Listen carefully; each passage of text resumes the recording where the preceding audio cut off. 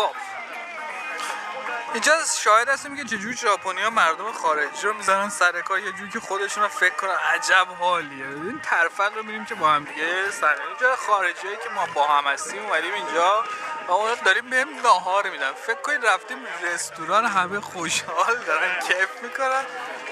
ببین چه ابتکاری زدن.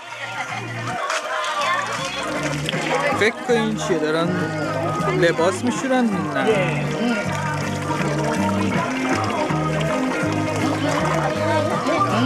این رشته میریزن تو این بعد میاد و همه میخورن. کلی آدم جلاف دارن میخورن.